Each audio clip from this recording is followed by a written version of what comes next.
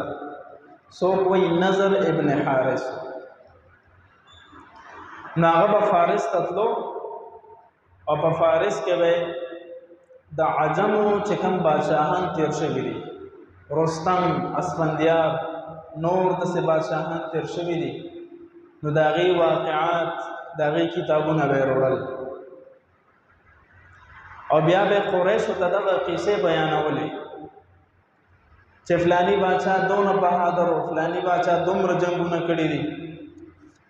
او ورته به دا الفاظ ویل ان محمدا يحدثكم لحديث عاد وثمود وانا احدثكم بحديث اسفنديار واخبار الاكاسره تاسو ته رسول الله صلی الله علیه وسلم د قوم عاد او د قوم ثمود قصې کوي زه تاسو ته نن د اسفندیار او د رستم قصې کوم نو څه قصې به د هغوی راواغستې څه به د خپل د طرف نه پکې دروغ ور واچول نو ناپوهه خلک به فورا هغه ته متوجه شو او د رسول الله صلی الله علیه وسلم چې کوم راوړی شوی کلام قرآن مجید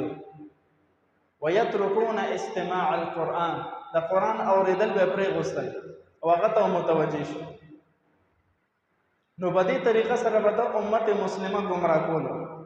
چې د نبی علیه السلام مبارک کلام راوړی شوی د قرآن نه خلک اړول او د مختلفو بادشاهانو قصې به ورته بیانولې الله جل شانه دا آیات نازل ومن الناس من يشتري لهو الحديث بعض خلک داسې دي چې هغه د غانا بجانو آلات خپلې اخلي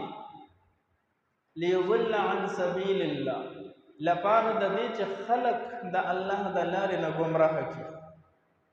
د قرآن نه واړی د دین اسلام نه واړی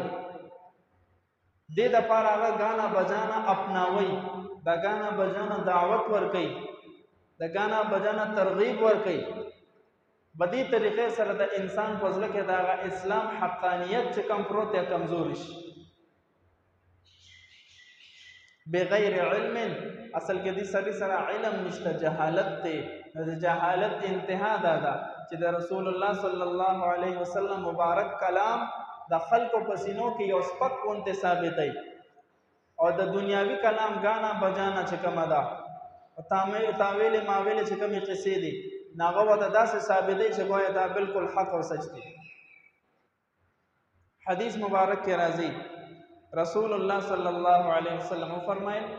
الغناء ينبت النفاق في القلب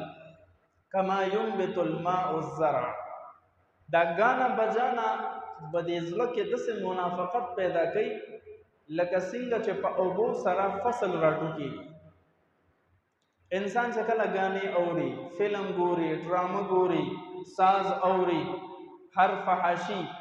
دا سيزونه ګوري کنه د پزلو کې منافقت پیدا شي ځکه دا ډرامې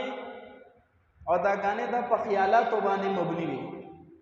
د دې څه حقیقت نشته اسلام په یو حقیقي دین دی اسلام مون تویلی دی چې دا محبت کول جایز دی او دا سه محبت کول ناجایز دی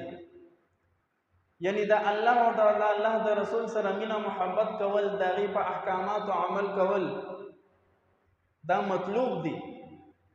خو لیکن د مخلوق سره داسې محبت کول چې داغه نه یو جایزه ناجایزه مطالبه لري ذهن کې د غلط خیالات وي ورته زړه کې د وته نور سوچونه فکرونه او خلک چې دا تاسو کې چې بې تاسو سره د سره د ډېر محبت دی زما د الله د رضا سره د پاره سره مینا دی داسې نه نو موږ ته شریعت خودلی چې دا جایز محبت دی دا ناجایز محبت دی او غانا چې کله موږ تاسو وورو غانا نو د شریعت چې موږ ته کم جایز او ناجایز خودلی زموږ د ذهن نوځي صرف اور صرف ناجایز طریقه زموږ په ذهن کې پاتې شي